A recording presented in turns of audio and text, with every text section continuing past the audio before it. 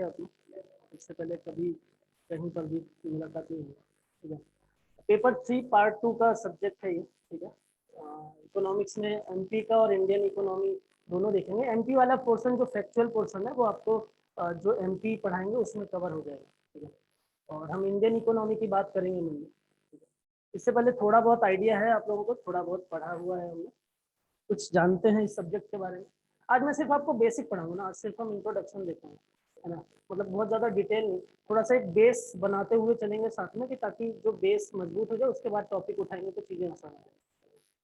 तो क्या कुछ आइडिया है इस सब्जेक्ट के बारे में आप लोगों को? थोड़ा बहुत कुछ भी कभी पढ़ा हो हमने, या कुछ भी हमको पता हो कि क्या पढ़ना है, क्या है ये सब्जेक्ट?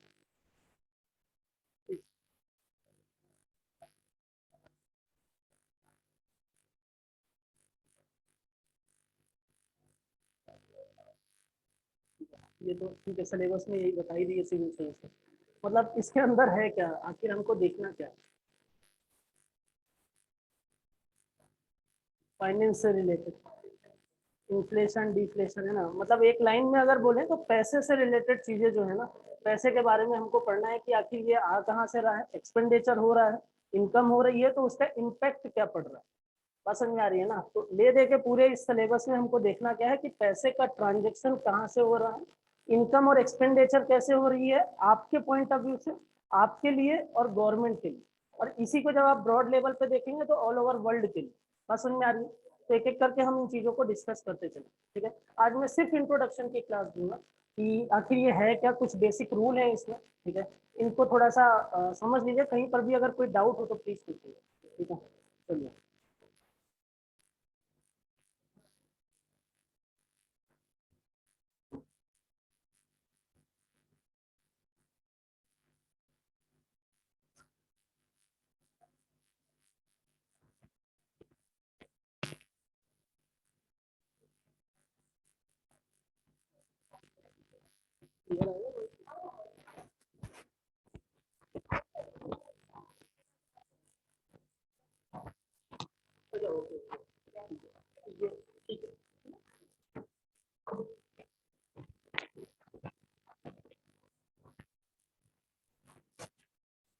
चलिए,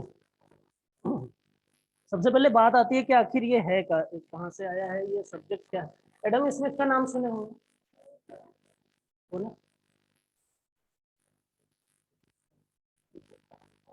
तो मतलब कहीं तो सुना होगा, क्या मतलब कुछ तो सुना होगा। फादर ऑफ इकोनॉमिक्स कहलाते हैं, ठीक है। एडम स्मिथ जो है वो फादर ऑफ इकोनॉमिक्स कहलाते हैं। ठीक है क्या ये जो शब्द है इकोनॉमिक्स जो है वो आखिर बना कहाँ से? इकोनॉमिक शब्द ग्रीक भाषा के शब्द या ग्रीक लैंग्वेज से बना है। एक वर्ड था इकोनोमिया। इकोनोमिया का मतलब होता है, या इकोनोमिया की अगर हम बात करें तो इकोनोमिया जो है वो दो ग्रीक टर्म से मिलकर बना है। कौन कौन से? एक है इकोस और दूसरा है नोमोस। यहाँ पर इकोस का मतलब होता है फैमिली और नोमोस का मतलब होता है मैनेजमेंट।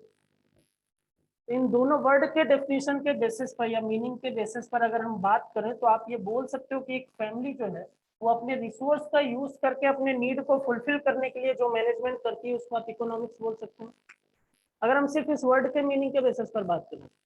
बात समझ में आ रही है? लेकिन इकोनॉमिक्स का एरिया जो है वो क्या सिर्फ इतना ही है? क्या हम सिर्फ ये बोल दें कि एक फैमिली के मंथली इनकम जो है वो 50,000 रुपीज है और वो पूरा अपना 50,000 में जो कुछ भी अपने नीड को फुलफिल कर रही है सिर्फ वही इकोनॉमिक्स? इस वर्ड के मीनिंग के बेसिस पे फैमिली के मैनेजमेंट को हम क्या बोल रहे हैं? इकोनोमिया बोल रहे हैं ना। इसी इकोनोमिया से बाद में क्या निकला है? इकोनॉमिक्स निकला है। बात समझ में आ रही है? तो यहाँ पर हम सिर्फ इतना ही नहीं है ना, इस इकोनॉमिक्स का एरिया सिर्फ इतना ही नहीं है, तो फिर क्या है? तो इकोनॉमिक्स जो है वो एक सब्जेक्ट है जो स्टडी करता है मेनली किस चीज की? इकोनॉमिक एक्टिविटी की। बात समझ में आ रही है? जो स्टडी करता है किसी इकोनॉमिक एक्टिविटी की। अब इकोनॉमिक एक्टिविटी या आर्थिक क्रियाएं क्या होती है? मतलब अध्ययन तो कर रहा है लेकिन किस चीज का अध्ययन, क्या है आर्थिक क्रियाएं? कोई बताएगा इकोनॉमिक एक्टिविटी किसको बोलते हैं? मार्केट में उतार चढ़ाव जो होता है उसको सर। डेली लेन देन, ठीक है। और कंस्ट्रक्शन, ठीक है। और डिमांड सप्लाई। देखो पैसे को और क्या बोलते हैं, अर्थ बोलते हैं। अर्थ से होने वाली जो कुछ भी प्रोसेस है वो सब आर्थिक क्रिया कहलाएगी। मतलब कि पैसे से होने वाली जितनी भी प्रोसेस है वो सब की सब इकोनॉमिक एक्टिविटी होगी। अब चाहे वो कंस्ट्रक्शन हो जाए, चाहे वो मार्केट का उतार चढ़ाव किसी भी रीजन की वजह से हो जाए, चाहे वो दूसरा डिमांड और सप्लाई किसी भी रीजन से हो जाए, ये सारी की सारी प्रोसेस जहां पर भी पैसे का यूज होगा वहां हम क्या बोल देंगे कि इकोनॉमिक एक्टिविटी हो रहा है। आप यहाँ पर आ रहे हैं सिविल सर्विसेज की प्रिपरेशन के लिए, फीस पे की होगी, किए हैं। तो होता क्या है कि जब हम डिमांड करते हैं ना, तो वहां पर हम क्या करते हैं कि जब हम फीस पे कर रहे हैं और उस फीस पे करने के बदले अलग अलग टीचर आकर आपको यहाँ पर पढ़ा रहे हैं, तो यहाँ क्या हो रहा है, पैसे का यूज हो रहा है। अपने घर से, अपने रूम से आप तो पब्लिक ट्रांसपोर्ट से पैसे खर्च करके यहाँ पर आ रहे हैं, शॉपिंग करने जा रहे हैं वहां पर जा रहे हैं, पैसे खर्च कर रहे हैं, सांची पार्लर से दूध का पैकेट ले रहे हैं, पैसे खर्च कर रहे हैं। बात समझ में आ रही है। तो ऐसी हर चीज जहां पर आप पैसे से ट्रांजेक्शन कर रहे हैं वो आपकी आर्थिक क्रिया या इकोनॉमिक एक्टिविटी कहला रही है।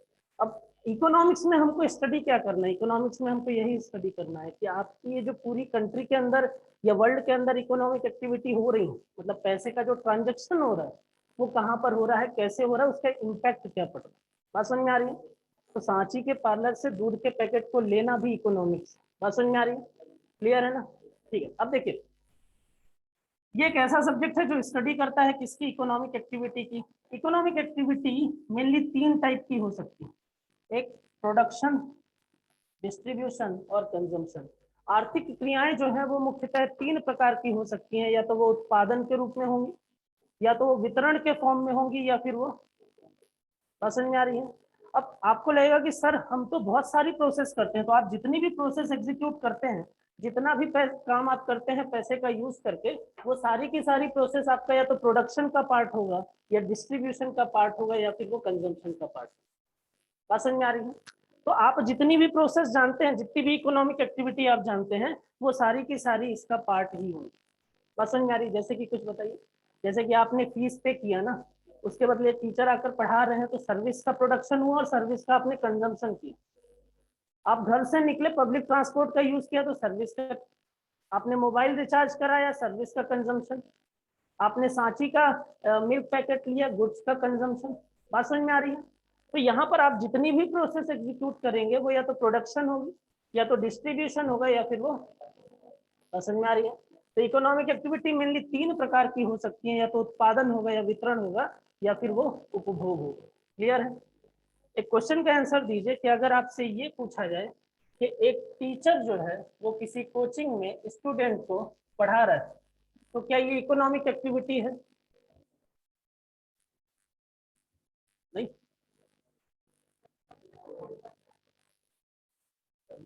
ठीक है।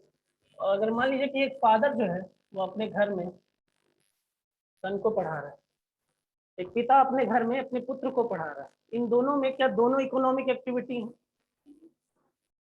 नहीं है। क्यों? ऐसे का लेन देन नहीं है ना। यहाँ पर क्या हो रहा है कि कोचिंग में या इंस्टीट्यूशन में आपसे फीस ली जा रही है, मतलब पैसे का ट्रांजेक्शन है। तो बाबूजी थोड़ी बोलेंगे क्या ले आओ, इसको पढ़ा दिया है तो। बात समझ में आ रही है। तो कहने का मतलब है कि कोई भी प्रोसेस हो सकता है कि वो सेम टू सेम प्रोसेस हो ना, लेकिन अगर मनी का ट्रांजेक्शन नहीं होगा तो वो इकोनॉमिक एक्टिविटी नहीं कहलाएगी। बस समझ में आ रही। फादर थोड़ी बोलेगा क्या दो चैप्टर हो गए हैं तो इतनी फीस जमा करो। बस समझ में आ रही क्या बोल रहा हूँ। तो कहने का मतलब है कि प्रोसेस भले ही सेम हो जाए, लेकिन अगर मनी का ट्रांजेक्शन नहीं हो रहा है तो वहां पर वो इकोनॉमिक एक्टिविटी नहीं होगी। एमपीपीएससी ने यही एक क्वेश्चन पूछा था ऑब्जेक्टिव में प्रीमियर का। उसने पूछा था कि क्या एक माँ का अपने घर में बच्चे को पढ़ाना क्या आर्थिक क्रिया? बात समझ में आ रही है। तो वहां पर किसी भी प्रकार से कोई मनी का लेन देन नहीं हो रहा है ना, मनी का ट्रांजेक्शन नहीं हो रहा है। प्रोसेस वही है, टीचिंग ही हो रही है दोनों ही कंडीशन में, लेकिन मनी का ट्रांजेक्शन नहीं, इसलिए वो इकोनॉमिक एक्टिविटी। बात समझ में आ रही क्या बोल रहा हूँ? क्लियर है, कोई डाउट? यहाँ तक क्लियर है। ठीक है। तो हमने ये देख लिया कि जो इकोनॉमिक एक्टिविटी है, जो प्रोडक्शन, डिस्ट्रीब्यूशन और कंजम्पशन है, उसकी स्टडी हम कहाँ करेंगे? इकोनॉमिक्स में। बात समझ में आ रही है? क्लियर है। इकोनॉमिक्स की अगर हम बात करें तो इसको मेनली दो अलग अलग पार्ट में डिवाइड किया गया है। कौन कौन से? माइक्रो इकोनॉमिक्स और मैक्रो इकोनॉमिक्स, व्यष्टि अर्थशास्त्र और समष्टि अर्थशास्त्र, बात समझ में आ रही है। अब इसमें है क्या, तो हर चीज के कुछ छोटे पहलू होते हैं, कुछ स्मॉल एस्पेक्ट्स होते हैं, और वही स्मॉल एस्पेक्ट्स कंबाइंड फॉर्म में लार्ज एस्पेक्ट्स बनाते हैं। जैसे अगर मान लीजिए कि मुझे ये बिल्डिंग बनानी है, तो क्या एकदम से ये बिल्डिंग आके और पेस्ट होगी क्या यहाँ पर, हमने बना दिया कि हाँ ये बिल्डिंग है, नहीं। इसके स्मॉल एस्पेक्ट्स में क्या, कंक्रीट हुआ, रॉड हुआ, बाकी चीजें हुई। वैसे ही हर चीज का एक बेस होता है, जो छोटे पहलू होते हैं, तो वैसे ही इकोनॉमिक्स के भी अपने स्मॉल एस्पेक्ट्स है ना। और स्मॉल एस्पेक्ट्स की स्टडी या छोटे पहलुओं का अध्ययन जहां पर हम करते हैं, उसको हम कहते हैं माइक्रो इकोनॉमिक्स, बात समझ में आ रही है। और जो बड़े पहलू होते हैं, जो लार्ज एस्पेक्ट्स होते हैं, लार्ज एस्पेक्ट्स की स्टडी जहां पर की जाती है, उसको बोला जाता है मैक्रो इकोनॉमिक्स, ये समष्टि अर्थशास्त्र। बोले सर क्या छोटे पहलू क्या बड़े पहलू, यहाँ तो समझ में आ गया कि रॉड ले लिया, कंक्रीट में बाकी चीजें ले ली आपने, लेकिन इकोनॉमिक्स में क्या, तो इकोनॉमिक्स का बेस क्या है, ये है डिमांड और सप्लाई। अगर ये नहीं होगा, अगर डिमांड नहीं होगी, तो आपको किसी भी तरीके से ये सब्जेक्ट को पढ़ने की जरूरत नहीं है। अगर डिमांड नहीं होती तो आपके सिविल सर्विसेज में इसको ऐड नहीं किया गया होता, अगर डिमांड नहीं होती तो कुछ नहीं होता। बात समझ में आ रही है। तो सारा का सारा बेस जो है वो क्या है, वो डिमांड है। बात समझ में आ रही है। तो इंडिविजुअल की डिमांड या फैमिली की डिमांड की जब तक हम बात करते हैं, तब तक हम क्या बोलते हैं कि ये स्मॉल एस्पेक्ट। अगर हम इंडिविजुअल की इनकम की बात करें, कि मान लीजिए कि सर है, सर की मंथली इनकम जो है वो 1 लाख रुपए, ठीक है, पढ़ो, मतलब चलेगा यार, थोड़ा बढ़ाएं, चलेगा। तो सर की मंथली इनकम जो है वो 1 लाख रुपए है। समझ ही नहीं पाए कि पैसा आ रहा है भाई हमारे पास। सर की मंथली इनकम जो है वो 1 लाख रुपए है, ठीक है। अब अगर मैं ये बोलूं कि सर की इनकम इतनी है, सर की इनकम इतनी है और मैम की इनकम इतनी है, ठीक है, ये क्या हो गया, ये इंडिविजुअल हो गया ना, या एक फैमिली की टोटल इनकम हो गई। अब अगर इसी को मैं कंट्री की इनकम की बात करूं, तो ये नेशनल इनकम हो गई। तो स्मॉल एस्पेक्ट्स क्या हो गया, इंडिविजुअल और फैमिली, और लार्ज एस्पेक्ट्स क्या हो गया, नेशनल इनकम। बात समझ में आ रही है, क्लियर है ना। तो यहाँ पर क्या बोलते हैं, जो डिमांड सप्लाई है वो इंडिविजुअल के बेसिस पर माइक्रो का पार्ट होगा, और लार्ज एस्पेक्ट्स के बेसिस पर वो क्या हो जाएगा, मैक्रो इकोनॉमिक।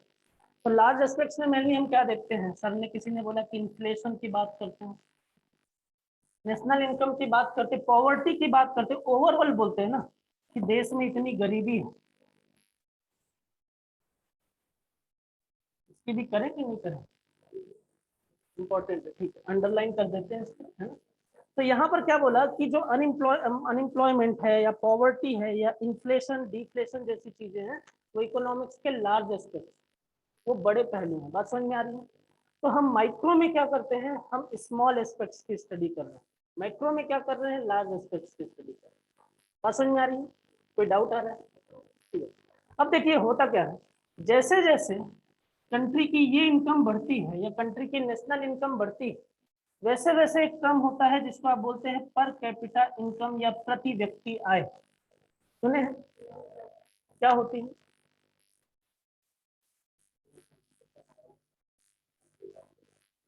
सर जैसे 1 लाख कमा रहे थे, मैम 2 लाख कमा रही हूँ, सर जो है वो 3 लाख कमा रहे हैं, मैम 50,000 कमा रही हूँ, सर 30,000 कमा रहे हैं। तो कहने का मतलब है कि यहाँ पर हर व्यक्ति जो है उसकी इनकम जो है वो अलग अलग। बात समझ में आ रही है। कोई जो है वो बेरोजगार भी है। बात समझ में आ रही है। तो अभी क्या हो रहा है ना, अभी हम इंडिविजुअल की बात कर रहे हैं। मान लीजिए ये रूम जो है ये क्या है, ये कंट्री है। अब इस कंट्री की जो टोटल इनकम हो रही है, कौन सी इनकम कैसे हम आगे नेशनल इनकम में कैलकुलेट करेंगे उसको, अभी आप ओवरऑल समझ लीजिए कंट्री की जो एक फाइनेंशियल ईयर में जो इनकम हो रही है, उसको हम नेशनल इनकम बोल रहे हैं। बात समझ में आ रही है। तो ये जो नेशनल इनकम कंट्री की हो रही है, ये टोटल है ना। अब हम अगर उस कंट्री की एवरेज इनकम निकालने की, कोई 1 लाख कमा रहा था, कोई 2 लाख, कोई 3 लाख, कोई 4 लाख, कोई 30,000, कोई बेरोजगार भी है, तो यहाँ पर एवरेज इनकम निकाला तो हमको पता चला 1.5 लाख। ये इस कंट्री की क्या हो गया, एवरेज इनकम हो गई। बात समझ में आ रही। इसी एवरेज इनकम को उस कंट्री का पर कैपिटा इनकम कहते हैं।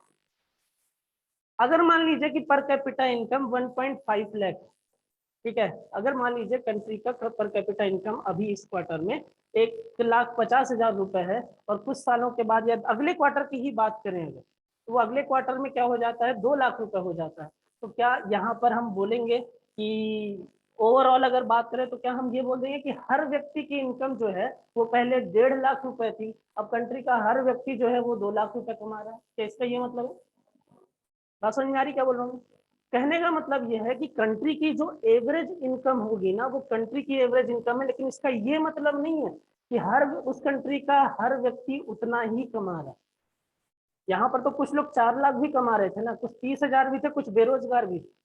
बात समझ में आ रही है? तो कहने का मतलब है कि ये इस कंट्री का एवरेज इनकम है। बात समझ में आ रही है? तो उसी एवरेज इनकम को हम पर कैपिटा इनकम बोलते हैं।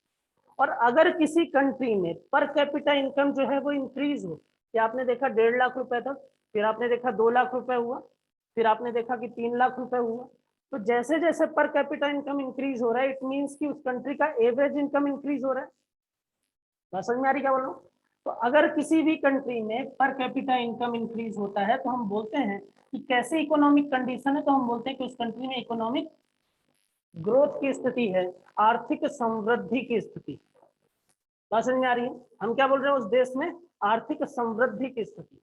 मतलब अगर पर कैपिटा इनकम बढ़ रहा है, इट मीन्स कि कंट्री का नेशनल इनकम बढ़ रहा है, थोड़ा तो ग्रोथ हो ही रहा है। बात समझ में आ रही है? और अगर मान लीजिए कि मैं ये बोल, अच्छा इस कंडीशन में क्या आप ये बोल सकते हैं कि इस कंडीशन में इस कंट्री में रहने वाला हर व्यक्ति जो है वो ग्रोथ कर रहा है? बोल सकते हैं? फिर से सुन लीजिए, मैंने ये पूछा क्या इकोनॉमिक ग्रोथ की सिचुएशन किसी कंट्री में अगर प्रेजेंट है, तो वैसी कंडीशन में क्या आप ये बोल सकते हैं कि इस कंट्री में हर व्यक्ति जो है वो ग्रोथ कर रहा है? नहीं। क्यों? क्योंकि कुछ बेरोजगार है, कुछ 30,000 वाले भी हैं। बात समझ में आ रही है ना क्या बोल रहा हूँ? तो कहने का मतलब यहाँ पर ये है कि इकोनॉमिक ग्रोथ का मतलब है एवरेज इनकम का बढ़ना। इसका ये मतलब नहीं है कि यहाँ पर हर व्यक्ति जो है वो ग्रोथ कर रहा है। बात समझ में आ रही है? तो यहाँ कंट्री की एवरेज इनकम बढ़ रही है, लेकिन अगर इसके साथ साथ ऐसा हो जाए कि उस देश में लोगों के लिविंग स्टैंडर्ड में इंक्रीमेंट हो जाए। समझ में आ रही है? लोगों की जो जीवन पद्धति है, जीवन शैली है, उसमें वृद्धि हो जाए, तो वैसी स्थिति में आर्थिक समृद्धि की जगह हम बोल देंगे आर्थिक विकास हो रहा है, इकोनॉमिक डेवलपमेंट हो रहा है। समझ में आ रही है? लेकिन इकोनॉमिक डेवलपमेंट में ये चीज जरूरी हो जाती है कि इकोनॉमिक डेवलपमेंट में कंट्री के एवरेज इनकम बढ़ने के साथ साथ इंडिविजुअल की इनकम में भी इंक्रीमेंट हो। मतलब जो बेरोजगार था उसकी भी इनकम जनरेट हो, सोर्स ऑफ इनकम उसके पास भी है, जो 30,000 वाले थे वो भी 4 लाख कमाए। बात समझ में आ रही? तो कहने का मतलब है कि हर व्यक्ति की इनकम जो है वो यहाँ पर जब इंक्रीज होगी तब कंट्री में लिविंग स्टैंडर्ड इंक्रीज होगा, जीवन शैली जो है उसमें गुणात्मक सुधार देखने को मिलेगा। यही मतलब है। तो इकोनॉमिक ग्रोथ जो है वो कंट्री की एवरेज इनकम के इंक्रीमेंट को रिप्रेजेंट करता है, और उस एवरेज इनकम के इंक्रीमेंट के साथ अगर लोगों के लिविंग स्टैंडर्ड में इंक्रीमेंट हो जाए तो वहां पर बोल दिया जाता है कि इकोनॉमिक डेवलपमेंट हो रहा है। किसी भी कंट्री में अगर इकोनॉमिक ग्रोथ है तो क्या वैसी स्थिति में ये बोला जा सकता है कि वहां पर इकोनॉमिक डेवलपमेंट भी प्रेजेंट है? किसी भी देश में अगर आर्थिक विकास की स्थिति है तो क्या वहां पर ये बोल सकते हैं कि उस कंट्री में आर्थिक समृद्धि की स्थिति है? तो क्या वहां पर यह बोल सकते हैं कि उस कंट्री में आर्थिक विकास भी विद्यमान होगा? बोल सकते हैं, है ना? नहीं बोल सकते। क्यों नहीं बोल सकते? क्योंकि मैंने आपको ये बोला कि कंट्री में अगर इकोनॉमिक ग्रोथ है, आर्थिक समृद्धि है, तो इसका मतलब है कि उस देश का एवरेज इनकम जो है वो बढ़ रहा है। उसका मतलब ये थोड़ी है कि उस देश में, यहाँ तो क्या है, कुछ लोग बेरोजगार है ना। मतलब अगर मान लीजिए कि मैं ये बोलूं कि यहाँ पर ये 5-6 लोग ऐसे हैं जिनकी इनकम बहुत ज्यादा बढ़ रही है, या कंट्री में जो कंट्री की इनकम है इस वाले हिस्से पर बहुत तेजी से ग्रोथ हो रहा है, और कुछ हिस्से जो है वो डाउन जा रहे हैं, उसके बावजूद भी ओवरऑल अगर देखें तो कंट्री का जो इनकम होगा वो क्या हो जाएगा, ग्रोथ कर जाएगा। तो दिखेगा तो इकोनॉमिक ग्रोथ, लेकिन क्या सबकी लिविंग स्टैंडर्ड में इंक्रीमेंट हो रहा है, लोगों के क्या जीवन शैली में गुणात्मक सुधार हो रहा है? बात समझ में आ रही क्या बोल रहा हूँ? तो इकोनॉमिक ग्रोथ है तो जरूरी नहीं कि इकोनॉमिक डेवलपमेंट होगा ही होगा, लेकिन अगर इकोनॉमिक डेवलपमेंट, इट मीन्स कि वहां इकोनॉमिक ग्रोथ प्रेजेंट होगा ही होगा। बात समझ में आ रही है? दोनों कंडीशन समझ में आ गई आपको? क्लियर है? कोई डाउट? इकोनॉमिक्स की जब आप बात करते हैं तो मैंने आपको ये बोला कि दो चीजें होती हैं, एक होता है डिमांड और एक होता है सप्लाई।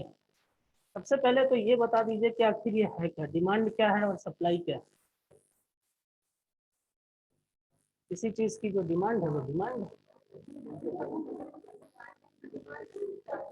जैसे रिक्वायरमेंट, ठीक है, और डिस्कस करते हैं रिक्वायरमेंट। और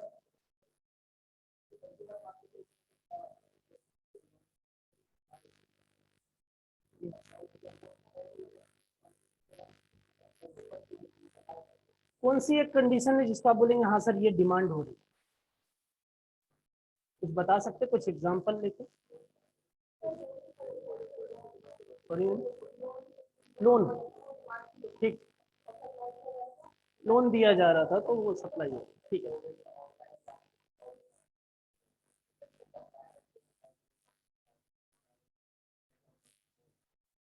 ठीक, दो, थोड़ा सा और इसको बढ़ाते हैं। डिमांड और डिजायर में क्या फर्क है? इच्छा और मांग में क्या अंतर? इच्छा जानते हैं, मांग जानते हैं, बताइए। बेसिक नीड्स, एक एक एक करते हैं, एक एक करते हैं, आराम से एक एक करते हैं, बताइए मैम।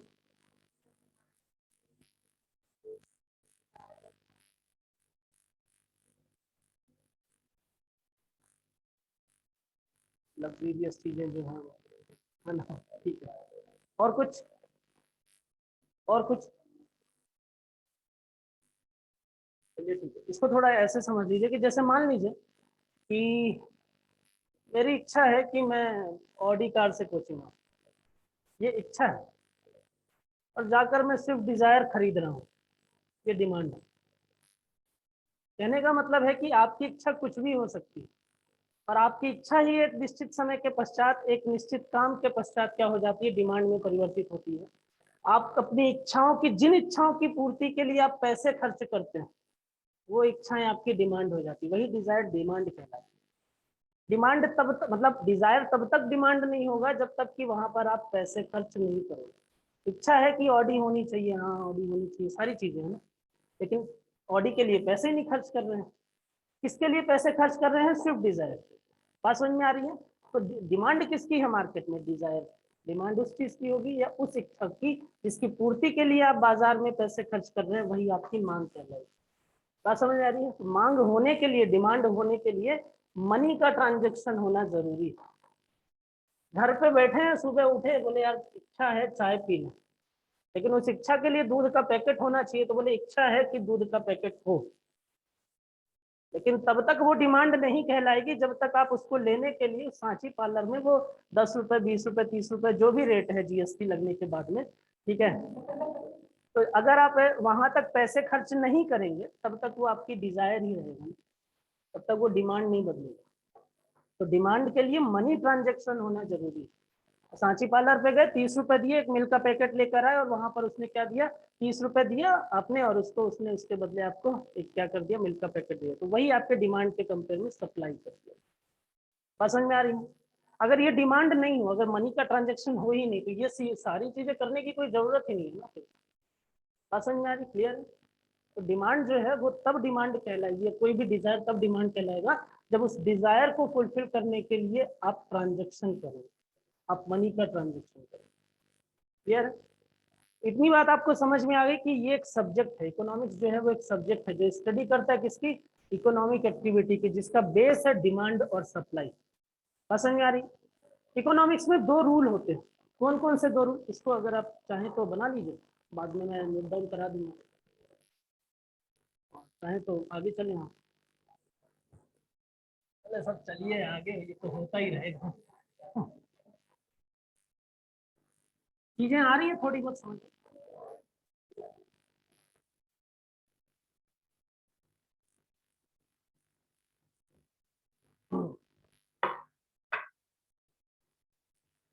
इकोनॉमिक्स में मेनली दो मेन रूल काम करते हैं। पहले रूल को बोला जाता है डिमांड एंड सप्लाई रूल। पहले रूल को कहते हैं डिमांड एंड सप्लाई रूल, और दूसरे रूल को कहते हैं थ्योरी ऑफ इलास्टिसिटी।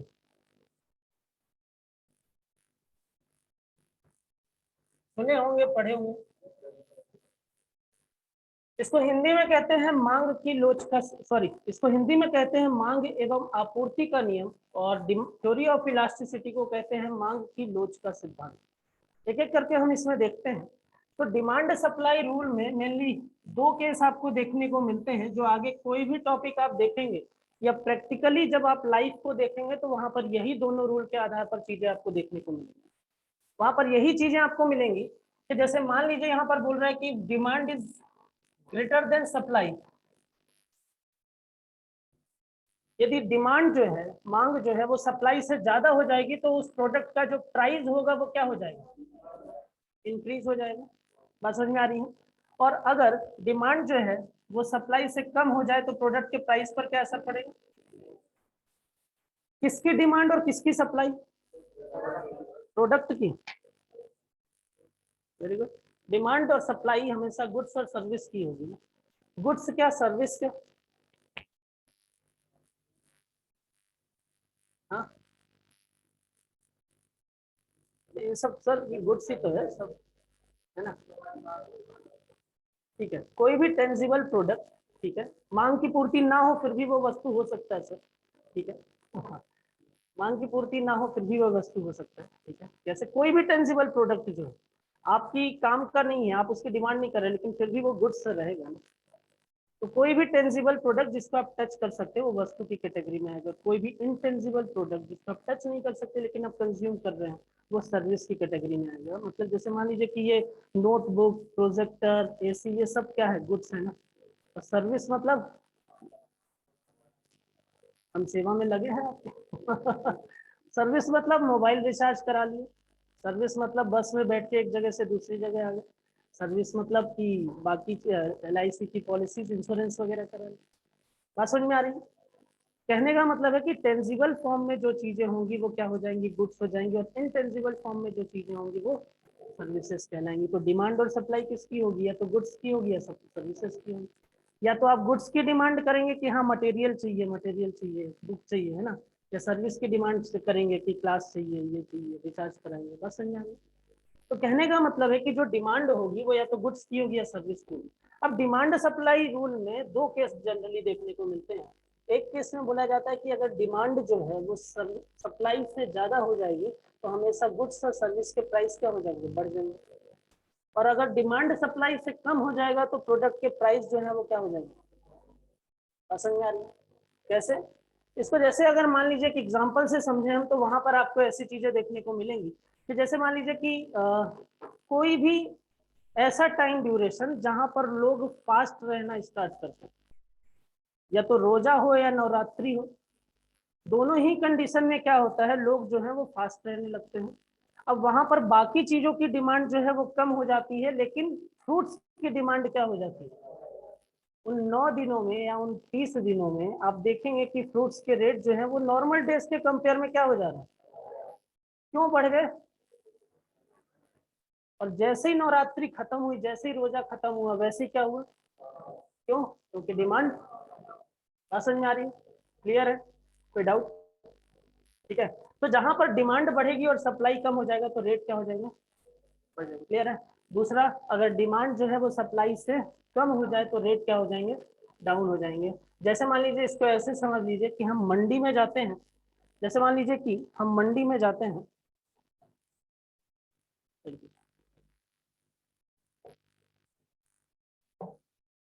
चाय वगैरह तो नहीं लेंगे आप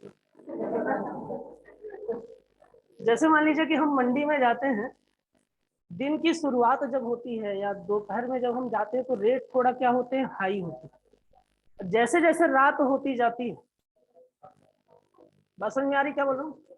स्टार्टिंग के टाइम पर होता यह है कि जो सप्लायर हैं, जो सब्जी को बेच रहे हैं या दूसरे प्रोडक्ट को बेच रहे हैं, वहां पर ऐसी सिचुएशन बन रही है ना कि वहां पर उनको पता है कि अभी लोग आएंगे या लोग आ रहे हैं, उनको पता है कि डिमांड क्या है, हाई है। और जैसे जैसे रात होती जाएगी तो डिमांड डाउन हो जाएगी ना, तो वो क्या करते हैं कि चलो ठीक है, जो भी मिल रहा है निकालो हमें। बात समझ में आ रही है। हर जगह इकोनॉमिक्स है, बस समझना पड़ेगा। पैसे का ट्रांजेक्शन जहां भी हो रहा है वहां पर इकोनॉमिक्स है। बात समझ में आ रही है। गए हैं सब्जी लेने कभी, इकोनॉमिक्स है वहां पर, ठीक है। चलिए, तो यहाँ पर क्या हो रहा है ना कि जैसे जैसे सप्लाई बढ़ रही है, जैसे मान लीजिए किसी साल प्रोडक्शन बहुत ज्यादा हो जाता है, मान लीजिए कि प्रोडक्शन, आपने ये देखा है कि कभी किसान जो है वो टमाटर का प्रोडक्शन करता है और किसी किसी साल वो उसको रोड पर फेंक देता है विरोध करने के लिए। ऐसा क्यों? ऐसा इसलिए क्योंकि सिचुएशन ऐसी बन जाती है कि उस साल इसका प्रोडक्शन इतना ज्यादा हो जाता है कि जितनी उसकी कॉस्टिंग आ रही है उतनी भी रुपए में वो सेल नहीं कर पा रहे ना, कुछ ऐसी सिचुएशन बन जाती है। बात समझ में आ रही है? तो अगर किसी चीज का प्रोडक्शन बहुत ज्यादा बढ़ेगा तो इट मीन्स कि उसकी सप्लाई क्या हो जाएगी, बहुत ज्यादा इंक्रीज हो जाएगी। और सप्लाई अगर डिमांड को क्रॉस करेगी तो रेट हमेशा क्या हो जाएगा। बात समझ में आ रही? कोई डाउट? इसी को क्या बोलते हैं, डिमांड एंड सप्लाई रूल। आगे जितने भी टॉपिक पढ़ेंगे सब में डिमांड सप्लाई रूल इंप्लीमेंट होगा ही। सेकेंड रूल है यहाँ पर theory of elasticity. Theory of elasticity में भी दो केस होते हैं। यहाँ पर आपने देखा कि डिमांड और सप्लाई के बेसिस पर क्या डिसाइड हो रहा है, डिमांड और सप्लाई के बेसिस पर क्या डिसाइड हो रहा है, यहाँ पर प्राइस के बेसिस पर प्रोडक्ट की डिमांड डिसाइड होती है। प्राइस अगर इंक्रीज हो जाए तो प्रोडक्ट की डिमांड पर क्या असर पड़ेगा, प्राइस अगर इंक्रीज हो रहा है तो प्रोडक्ट की डिमांड क्या हो जाएगी, कम।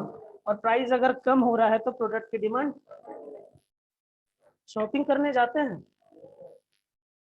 किसी भी एक आउटलेट पे आप गए, मान लीजिए कि पेपे के आउटलेट पे गए, जीन्स लेकर आ रहे हैं, प्राइस जो है वो 4,000 रुपये।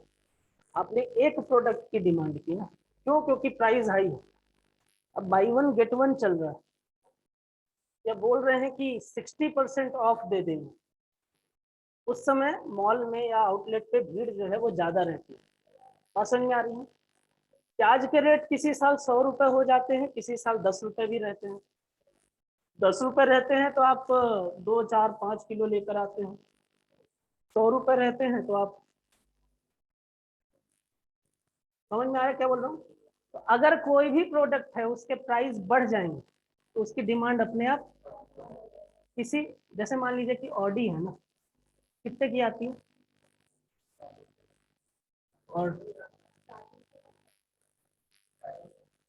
ठीक है जो भी है, मतलब अपने रेंज से बाहर है ना।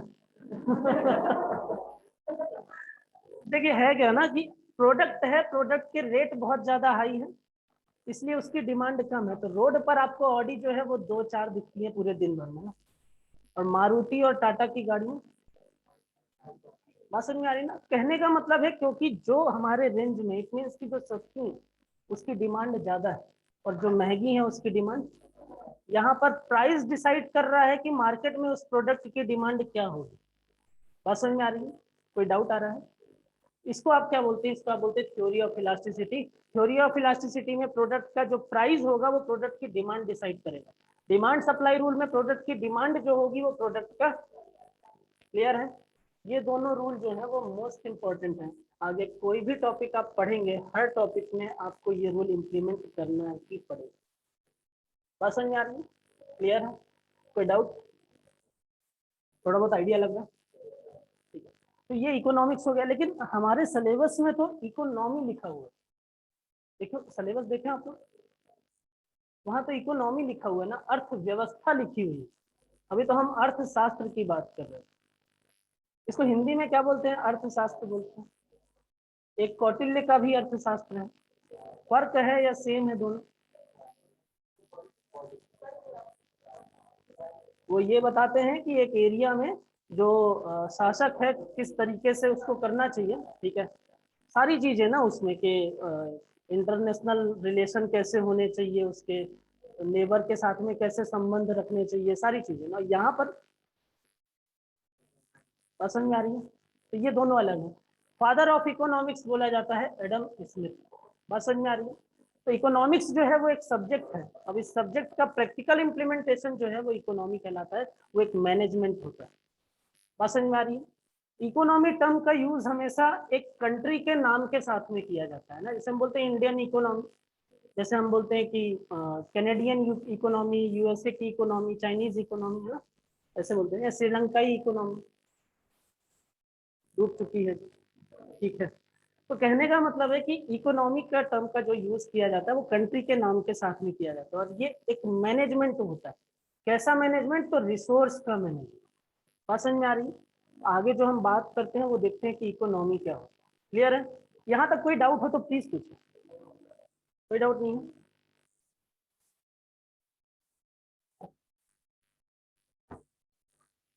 इसको तो लिख लो।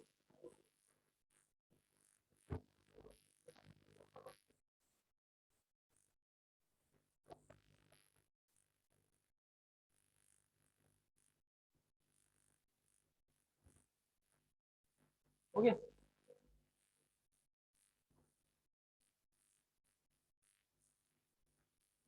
आइडिया लग रहा है थोड़ा बहुत आप लोगों को?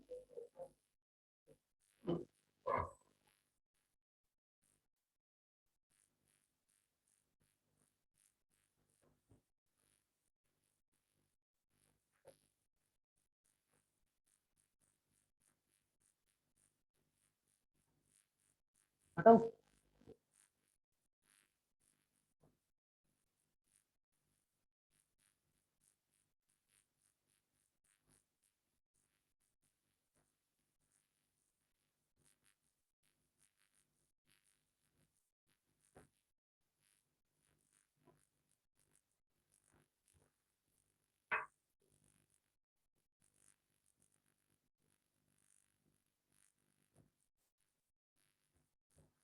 अगला जो टर्म है हमारे पास में वो है इकोनॉमी, या इसी को बोलते हैं अर्थव्यवस्था। अर्थव्यवस्था मतलब नाम से आइडिया लग रहा है कि अर्थ की व्यवस्था या पैसे की व्यवस्था। मेनली पैसा क्या है, रिसोर्स के तौर पर काम करता है हमारे लिए, संसाधन के तौर पर काम करता है। तो रिसोर्स जो है वो किसके पास होंगे, संसाधन जो है वो किसके पास होंगे, उन्हीं संसाधनों पर अधिकार के आधार पर क्या बोला गया है कि चीजें जो है वो इस प्रकार की दिखेंगी, कि इस प्रकार की अर्थव्यवस्थाएं होती हैं, ये इस प्रकार की अर्थव्यवस्था होती है, उसको हम बात करें। तो अर्थव्यवस्था शब्द का या अर्थव्यवस्था का मतलब होता है कि किसी भी देश की सरकार के द्वारा जो उसके सीमित संसाधन, लिमिटेड रिसोर्सेस इसलिए बोला जाता है क्योंकि एक पर्टिकुलर टाइम ड्यूरेशन के बाद में चीजें खत्म होती है, इसलिए रिसोर्स में हमेशा लिमिटेड रिसोर्स टर्म जो है वो यूज किया जाता है। तो एक पर्टिकुलर टाइम ड्यूरेशन मतलब एक किसी भी कंट्री के पास में जो लिमिटेड रिसोर्स है, उस रिसोर्स का यूज करके वो अपने कंट्री का ओवरऑल डेवलपमेंट जो करती है, वो मैनेजमेंट क्या कहलाता है, इकोनॉमी कहलाता है। बात समझ में आती है? ये मेनली तीन टाइप की हो सकती है, मेनली तीन टाइप की हो सकती है, ठीक है। आप जिसको कैपिटलिस्ट इकोनॉमी जानते हैं, पूंजीवादी अर्थव्यवस्था। दूसरा आप जानते हैं सोशलिस्ट इकोनॉमी। और तीसरी आप जानते हैं मिक्स्ड इकोनॉमी। कैपिटलिस्ट इकोनॉमी इसको क्या बोलते हैं? दूसरा?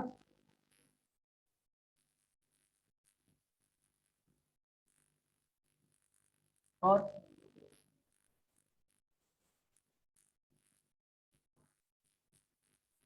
ठीक है, मेनली तीन टाइप होते हैं इसके, ठीक है। किसके बेसिस पर हम रिसोर्स पर अधिकार किसके पास में होगा, रिसोर्स पर अधिकार किसके पास में होगा, प्राइवेट के पास होगा, गवर्नमेंट के पास होगा, या दोनों के पास होगा, इस आधार पर, इस बेसिस पर हमने क्या किया है, क्लासिफाई किया हुआ है ना इकोनॉमी।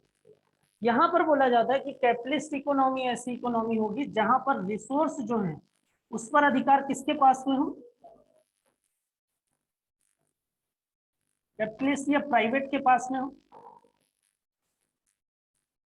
बात समझ में आ रही है? जहां पर संसाधनों पर अधिकार जो है वो किसके पास में हो, निजी व्यक्तियों के पास में हो, वहां पर क्या बोल देंगे, कैपिटलिस्ट इकोनॉमी है। उनके द्वारा ही मार्केट के नीड के अकॉर्डिंग या मार्केट के डिमांड के अकॉर्डिंग चीजें जो है वो एग्जीक्यूट हो। बात समझ में आ रही है? तो अगर मैं ये बोलूं कि कैपिटलिस्ट इकोनॉमी ऐसी इकोनॉमी है जहां पर रिसोर्स जो है वो किसके पास में, किस पर अधिकार, किसके पास अधिकार होता है, तो वो निजी व्यक्ति या प्राइवेट के पास में होता है, उसको हम कैपिटलिस्ट इकोनॉमी कहते हैं। तो क्या क्वेश्चन ये उठता है कि सर क्या ऐसी इकोनॉमी में गवर्नमेंट होती ही नहीं है? सारा तो काम काज जो है वो कैपिटलिस्ट, मार्केट तो पूरा डिमांड पर बेस्ड हो गया ना, जिसके पास पैसा उसके अकॉर्डिंग हो गया, फिर गवर्नमेंट कहाँ है? Very good. ऐसी कंट्री में जो रूल एंड रेगुलेशन का काम होता है, जो नियम एवं नियंत्रण का काम होता है, वो करती है गवर्नमेंट। तो यहाँ पर मार्केट के अकॉर्डिंग, मार्केट की डिमांड के अकॉर्डिंग चीजें कैसे एग्जीक्यूट होंगी, रिसोर्स का यूज किस प्रकार से होगा, उसके लिए जो नियम बनाए जाएंगे वो कौन बनाएगा, गवर्नमेंट बनाएगी। तो ये जो प्राइवेट है ये इस नियम के आधार पर काम करेंगे ना, इन पर नियंत्रण जो है वो इनके आधार पर होगी। ऐसा नहीं होगा कि कैपिटलिस्ट के पास में है तो बस चल रही है चीजें, वो अपने अकॉर्डिंग अपने प्रॉफिट मेकिंग करते हैं। समझ में आ रही क्या बोल रहा हूँ? तो यहाँ पर क्या है कि ऐसे इकोनॉमी जहां पर रिसोर्स जो है वो किसके पास हो, कैपिटलिस्ट के पास हो, गवर्नमेंट का रोल जो है वो रूल एंड रेगुलेशन का हो, गवर्नमेंट का डायरेक्टली कोई इंटरफेरेंस ना हो मार्केट में। बात समझ में आ रही है? इट मीन्स कि सरकार का प्रत्यक्ष रूप से किसी भी प्रकार से हस्तक्षेप देखने को न मिले। सरकार का प्रत्यक्ष रूप से हस्तक्षेप देखने को जब नहीं मिलेगा तो हम बोलते हैं कि यहाँ पर इस टाइप की इकोनॉमी में, यूपीएससी का क्वेश्चन है, हम बोलते हैं कि इस टाइप की इकोनॉमी में एक नीति देखने को मिलती है जिसको बोलते हैं हस्तक्षेप की नीति। इसी को आप जानते हैं हैंड्स ऑफ पॉलिसी। समझ में आ रही है? तो किसी भी इकोनॉमी में या कैपिटलिस्ट इकोनॉमी में मेनली हैंड्स ऑफ पॉलिसी देखने को मिलती है। क्यों हैंड्स ऑफ पॉलिसी कहते हैं? इसलिए हैंड्स ऑफ पॉलिसी कहते हैं क्योंकि यहाँ पर गवर्नमेंट का डायरेक्टली मार्केट में रेगुलेशन नहीं होता। गवर्नमेंट जो है वो रूल एंड रेगुलेशन का काम करती है, सरकार का प्रत्यक्ष रूप से किसी भी प्रकार से हस्तक्षेप देखने को नहीं मिलता।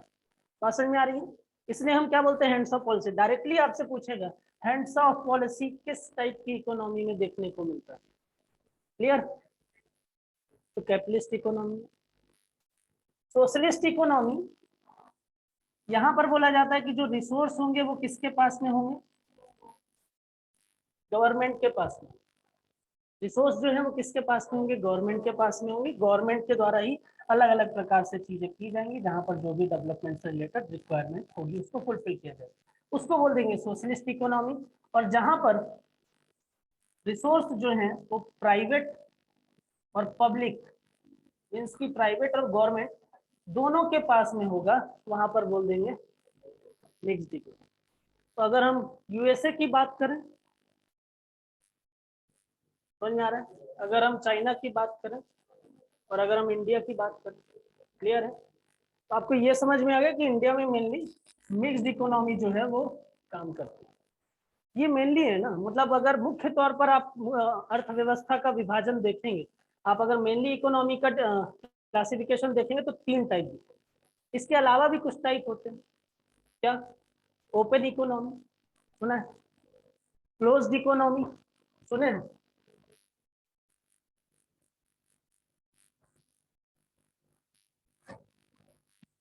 और पैरेलल इकोनॉमी जानते हैं? इतनी बात समझ में आ गई इंडिया में मेनली किस टाइप की इकोनॉमी है, क्लियर है, याद रहेगा, समझ में आ गई? इसके अलावा 3 और टाइप की इकोनॉमी है। एक बोला जाता है ओपन इकोनॉमी, एक बोला जाता है क्लोज्ड इकोनॉमी, और एक को हम कहते हैं पैरेलल इकोनॉमी। ठीक है, क्या मतलब होता है इसका, सुन लीजिए, इतना घबराने की जरूरत नहीं है। ठीक है, ओपन इकोनॉमी का मतलब क्या है? ट्रेड, ओपन और क्लोज्ड इकोनॉमी जो है वो ट्रेड से रिलेटेड है। आपको पता है ना कि हम अगर डेफिसिट प्रोडक्शन करते हैं, हमारे देश में जितनी रिक्वायरमेंट है किसी भी चीज की, और उसको अगर हम उतना उत्पादन नहीं कर पा रहे हैं, उतना प्रोडक्शन नहीं हो पा रहा, तो हम डेफिसिट में हैं। हम क्या करते हैं, इंपोर्ट करते हैं। और अगर हम अपने जरूरत से ज्यादा प्रोडक्ट का प्रोडक्शन करते हैं तो हम सरप्लस में, हम एक्सपोर्ट करते हैं। इट मीन्स कि हमारा या किसी कंट्री का वर्ल्ड की अलग अलग कंट्री के साथ में क्या हो रहा है, ट्रेड हो रहा है। बात समझ में आ रही है? एक कंट्री ये है, इसकी अपनी इकोनॉमी, इस कंट्री ने क्या किया, इसको एक्सपोर्ट किया, इस कंट्री ने क्या किया, इसको एक्सपोर्ट किया, इस कंट्री ने क्या किया, इसको एक्सपोर्ट किया। यहाँ पर एक ही अगर बात करें, बी है, सी है, और एक कंट्री है डी। बात समझ में आ रही है? तो अगर किसी कंट्री का वर्ल्ड की किसी भी दूसरी कंट्री के साथ में ट्रेड एग्जीक्यूशन हो रहा है, अगर कोई कंट्री वर्ल्ड की दूसरी कंट्री के साथ में ट्रेड या व्यापार कर रही है, तो हम बोलेंगे कि उस देश में ओपन इकोनॉमी। समझ में आ रही है? इन चारों में कहाँ दिख रही है आपको ओपन इकोनॉमी, एबीसी? बात समझ में आ रही है? बोले सर इंपोर्ट एक्सपोर्ट दोनों, क्या दोनों जरूरी है ओपन इकोनॉमी होने के लिए? नहीं, आइदर इंपोर्ट और एक्सपोर्ट ना। बात जो है वो, काम जो है वो वहां से भी चलेगा, या तो आप इंपोर्ट करें या तो आप एक्सपोर्ट करें या आप दोनों करें। ऐसा बिल्कुल जरूरी नहीं है कि जब आप आयात भी करें और निर्यात भी करें तभी आप खुली अर्थव्यवस्था में होंगे। अगर आप सिर्फ आयात कर रहे हैं या सिर्फ निर्यात कर रहे हैं तो आप खुली अर्थव्यवस्था में नहीं होंगे, ऐसा नहीं होता ना। तो यहाँ पर खुली अर्थव्यवस्था होने के लिए व्यापार होना जरूरी है, ओपन इकोनॉमी होने के लिए ट्रेड होना जरूरी है। अगर आप ट्रेड कर रहे हैं तो ओपन इकोनॉमी है, अगर आप ट्रेड नहीं कर रहे तो क्लोज इकोनॉमी। समझ में आ रही है? कोई यहाँ दिखाई दे रहा है कि कौन सी ओपन कौन सी क्लोज?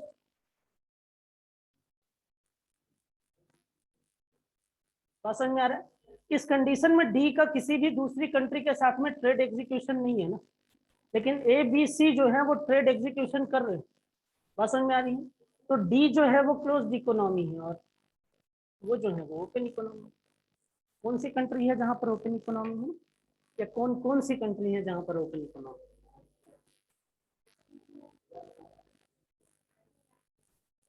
ठीक, क्लोज्ड बता दीजिए,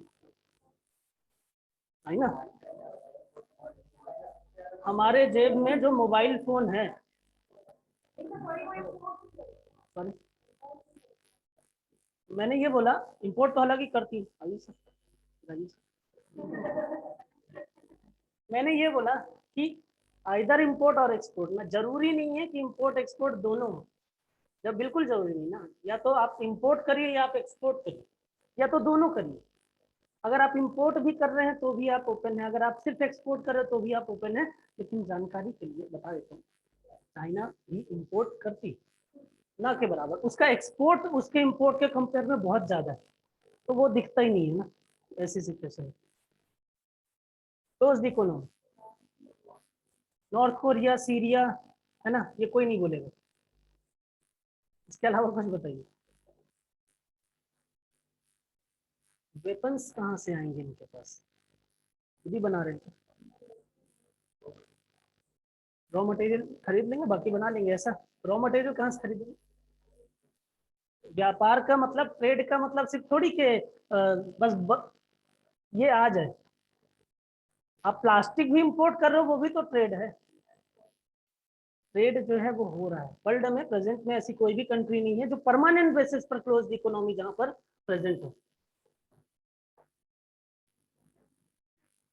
जहां पर परमानेंट बेसिस पर क्लोज्ड इकोनॉमी जो है वो प्रेजेंट है, ऐसी कोई भी कंट्री नहीं है। लेकिन अगर मैं कंडीशन की बात करूं तो कोविड के टाइम पर आपने देखा होगा कि कोविड के टाइम पे मैक्सिमम या सभी कंट्री जहां पर इसका असर था वहां पर कैसे सिचुएशन थी, ना अंदर से कोई बाहर,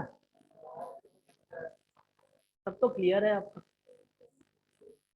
तो यहाँ पर कहने का मतलब ये है ना कि यहाँ पर अगर मान लीजिए कि एक पर्टिकुलर टाइम ड्यूरेशन में, एक पर्टिकुलर टाइम ड्यूरेशन में आप दूसरे कंट्री के साथ में ट्रेड नहीं कर रहे, हम सिर्फ उस पर्टिकुलर टाइम में बोलेंगे कि इतने पर्टिकुलर टाइम में इस कंट्री में क्लोज्ड इकोनॉमी के फॉर्म में ये कंट्री क्लोज्ड इकोनॉमी के फॉर्म में। लेकिन परमानेंट बेसिस पर क्लोज्ड इकोनॉमी कहना सही। दो मैंने बता दिया, तीसरा आप बता दीजिए, पैरेलल किसको बोलेंगे?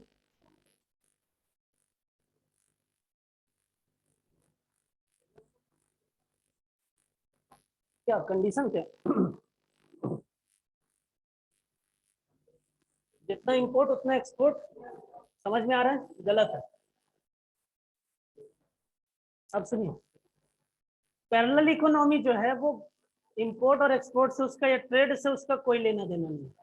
इसको आप किस नाम से जानते हैं? इसको आप ग्रे इकोनॉमी भी कहते हैं। समझ में आ रही है?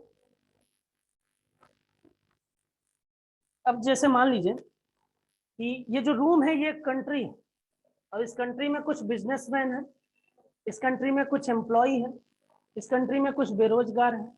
बात समझ में आ रही है? अलग अलग प्रकार के लोग हैं। बात समझ में आ रही है? जो बिजनेसमैन है, जो एम्प्लॉय है, जो वर्किंग है, वो क्या कर रहे हैं? वो इनकम कर रहे हैं ना अपनी व्हाइट मनी के फॉर्म में, और साथ ही साथ वो करप्शन कर रहे हैं, साथ ही साथ वो टैक्स चोरी कर रहे हैं, साथ ही साथ वो घूस ले रहे हैं, तो ब्लैक मनी भी कमा रहे हैं। बात समझ में आ रही है?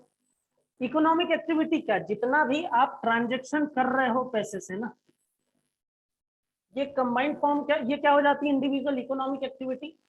यहाँ पर क्या हो जाएगा? या तो प्रोडक्शन है, डिस्ट्रीब्यूशन या कंजम्पशन। एक कंट्री में पर्टिकुलर फाइनेंशियल ईयर में जितना भी इकोनॉमिक एक्टिविटी परफॉर्म हो रहा है उसके कंबाइंड फॉर्म को हम क्या बोल देंगे? उस कंट्री की इकोनॉमी बोल देंगे। समझ में आता है? नहीं समझ में आ रहा? मैंने ये बोला कि एक कंट्री में जितना भी अलग अलग जगह पर जहां पर भी इकोनॉमिक एक्टिविटी परफॉर्म हो रही है उसका कंबाइंड फॉर्म उस कंट्री को इकोनॉमी है ना। तो यहाँ पर क्या है, कंट्री की इकोनॉमी जो होती है वो व्हाइट मनी पर बेस्ड होती है, लेकिन देश में काला धन भी है, ब्लैक मनी भी है। तो होता क्या है कि कंट्री की इकोनॉमी जो होती है, जो व्हाइट मनी पर बेस्ड होती है, उसके साथ साथ कंट्री में ब्लैक मनी पर बेस्ड इकोनॉमी भी चलती रहती है। बात समझ में आ रही है? ब्लैक मनी पर बेस्ड इकोनॉमी मतलब आप जो घूस ले रहे हैं, आप जो टैक्स चोरी कर रहे हैं, आप नहीं, मतलब जो कर रहे हैं सब, ठीक है, वो क्या करो, उसको खर्च तो करेंगे ना। तो ट्रांजेक्शन होने का मतलब क्या है, इकोनॉमिक एक्टिविटी, आर्थिक क्रिया ना। तो अगर ट्रांजेक्शन हो रहा है तो वहां से भी तो इकोनॉमिक एक्टिविटी हो रही है ना, और यहाँ से व्हाइट मनी के फॉर्म में हो रही है। तो ये कंट्री की इकोनॉमी, और इसके साथ साथ पैरेलली चल रही है ब्लैक मनी पर बेस्ड इकोनॉमी। तो ऐसी इकोनॉमी जो ब्लैक मनी पर बेस्ड होती है उसको बोल दिया जाता है पैरेलल इकोनॉमी। क्लियर है? कोई डाउट नहीं समझ में आया? सर डाउट क्या आ रहा है, पूछूं?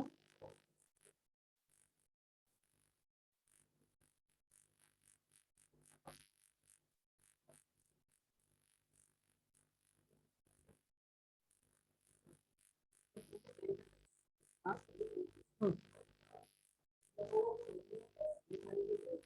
टोटली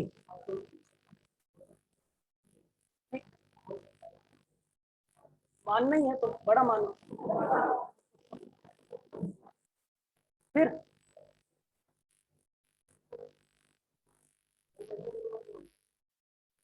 जब आप बोल रहे हो कि टोटली ब्लैक मनी पर बेस्ड है, व्हाइट मनी है ही नहीं, तब तो ये बता ही रहा हूँ मैं लगभग। समझ में आ रहा है? क्लियर है? कोई डाउट आ रहा है? आगे चलें। इसके अलावा अच्छा, अब आपको ये समझ में आ गया ना कि इंडिया में किस टाइप की इकोनॉमी मेनली, इन तीनों में कोई इकोनॉमी दिखती है आपको कि इंडिया में इस टाइप की भी इकोनॉमी हो सकती है? कोई बता सकते हैं कि भारत में अभी मिक्स्ड इकोनॉमी तो है सर, इसके साथ साथ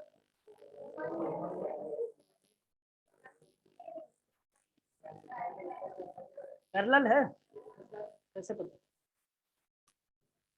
काला धन है आपके भी पास? ये पता कैसे? पता कैसे? न्यूज वाले बता रहे हैं। अगर देश में काला धन नहीं होता, अगर देश में ब्लैक मनी नहीं होता, ईडी, अगर देश में काला धन नहीं होता तो डिमोनेटाइजेशन करने की जरूरत, समझ में आ रहा है? तो यहाँ पर एक चीज हमेशा याद रखिएगा कि ओपन और क्लोज जो है वो कभी भी साथ में प्रेजेंट नहीं हो सकती, या तो ओपन होगा या फिर, लेकिन ओपन और पैरेलल साथ में हो सकती है, क्लोज और पैरेलल साथ में हो सकती है। बस समझ में आ रहा है? नहीं हो सकता। तो इंडिया की बात करें तो मिक्स्ड इकोनॉमी है, इंडिया की बात करें तो ओपन इकोनॉमी है, इंडिया की बात करें तो, क्लियर है? ये तो हो गया आफ्टर इंडिपेंडेंस ना, हमने आफ्टर इंडिपेंडेंस ये अपना लिया ना। इसके बाद क्या, बिफोर इंडिपेंडेंस की अगर हम बात करें तो इंडिया में किस टाइप की इकोनॉमी देखने को मिलती है? अगर कैपिटलिस्ट, ये करना है आपको या हटा दूं? मैं इधर हटा दूं साइड में, समझ लीजिए, बाद में लिख लीजिए।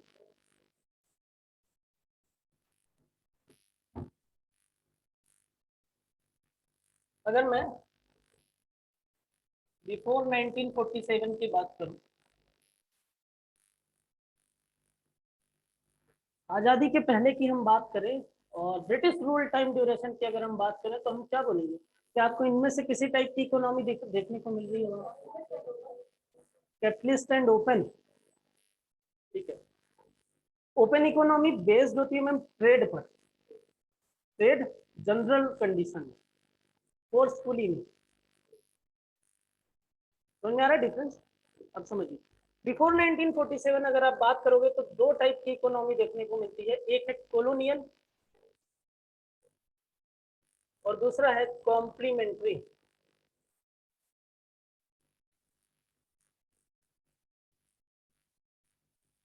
उपनिवेशिक अर्थव्यवस्था और पूरक अर्थव्यवस्था। हिस्ट्री पढ़े?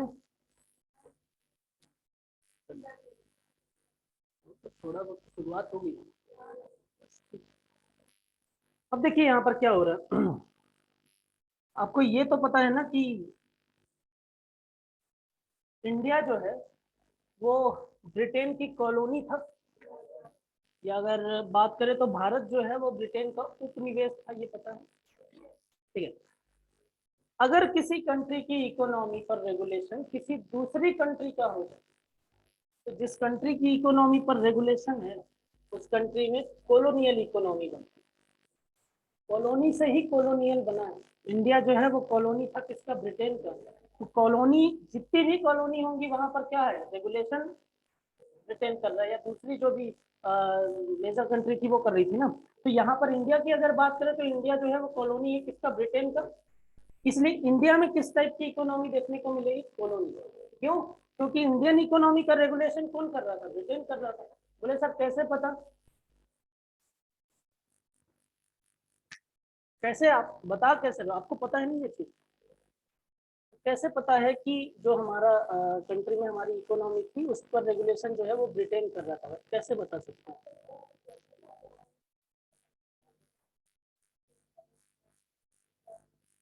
वो बता रहे थे कि ऐसी ऐसी सिचुएशन थी। कोई एक सिचुएशन बता सकते हैं मैम जहाँ से आपको ये समझ में आए कि हाँ इकोनॉमी पर रेगुलेशन है?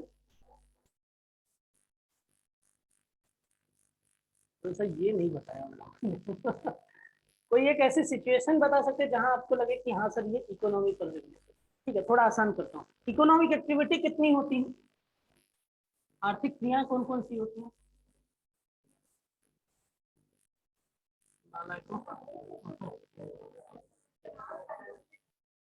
अभी 2 मिनट पहले बताया भाई। प्रोडक्शन, डिस्ट्रीब्यूशन और कंजम्पशन, ये प्रोसेस होंगी तो ये इकोनॉमिक एक्टिविटी कहलाएंगी, कंबाइंड फॉर्म में इकोनॉमी कहलाएंगी। अगर मान लीजिए इनमें से किसी एक प्रोसेस का रेगुलेशन कोई दूसरी कंट्री करने लगे फोर्सफुली, तो हम ये बोल सकते हैं क्या कि उस कंट्री का इकोनॉमी पर रेगुलेशन है? अगर किसी कंट्री की इकोनॉमिक एक्टिविटी पर रेगुलेशन कोई दूसरी कंट्री करने लगे फोर्सफुली, तो क्या आप ये बोल सकते हैं कि उस कंट्री पर इकोनॉमी पर रेगुलेशन है? बोल सकते हैं। क्या आपको कोई ऐसी सिचुएशन पता है जहां पर ये समझ में आए कि हाँ इंडिया में ब्रिटिश जो है वो समस्या थी?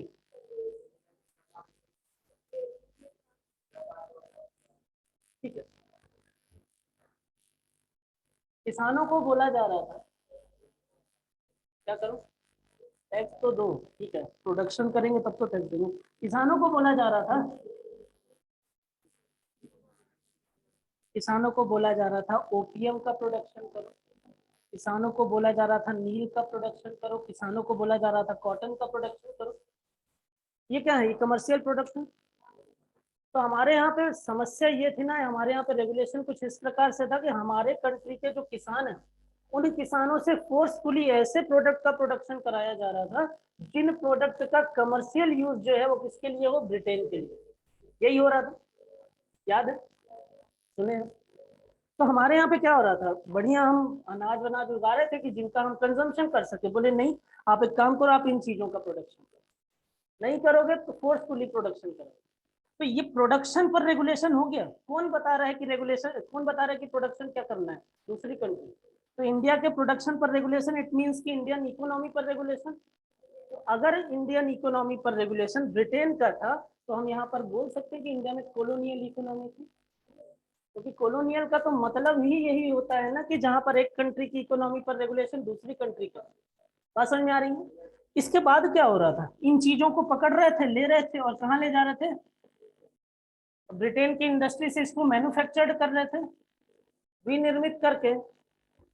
नील से कलर बना कर ले आए, हमारे लिए नया था, अरे कलर बढ़िया चीज है। कॉटन से कपड़े बना कर ले, है ना, और उसको लाकर क्या कर दिया? वापस से एज अ मार्केट भी ट्रीट किया। तो अगर किसी कंट्री का रॉ मटेरियल फोर्सफुली कंट्री के बाहर जाए और उससे मैन्युफैक्चर्ड आइटम को डेवलप करें और वो मैन्युफैक्चर्ड आइटम वापस से लाकर उसी कंट्री में बेच दें, तो हम बोलेंगे उस कंट्री में कॉम्प्लीमेंट्री इकोनॉमी। तो Indian economy as a complementary form में काम कर रही थी, किसके लिए? ब्रिटेन के लिए। बात समझ में आ रही है? अब अगर मैं आपसे पूछूं कि बिफोर 1947 अगर आप बताएं कि इन दोनों में से किस टाइप की इकोनॉमी थी कंडीशन के आधार पर, तो इन दोनों में से आपको अगर ये पूछा जाए कि कॉलोनियल था या कॉम्प्लीमेंट्री, तो क्या बोलेंगे? कॉलोनियल या कॉम्प्लीमेंट्री? दोनों बोलेंगे। क्योंकि दोनों ही कंडीशन हम देख रहे हैं ना, एक कंडीशन में प्रोडक्शन पर रेगुलेशन और दूसरी कंट्री में प्रोडक्शन को ले जाकर मैन्युफैक्चर्ड करके एज अ मार्केट। बात समझ में आ रहा है? क्लियर है? यहाँ तक क्लियर है? तो बिफोर 1947 आप बात करोगे अगर, ये दो टाइप की इकोनॉमी आपको देखने को मिलेगी। बात समझ में आ रही है? क्लियर है? कोई डाउट आ रहा है? ठीक है, ये कुछ बेसिक चीजें थी। ठीक है, और आई होप कि आपको चीजें थोड़ी बहुत समझ में आई होंगी, थोड़ी बहुत आई होंगी, पूरी तो नहीं आ गई, थोड़े बहुत तो ही है। ठीक है, तो आज इतना ही रखते हैं, नेक्स्ट क्लास में इसके आगे हम बात करेंगे। ठीक है, कोई अगर डाउट हो आज की क्लास का तो प्लीज पूछो। नहीं? चलिए फिर आज के लिए इतना काफी है। Thank you.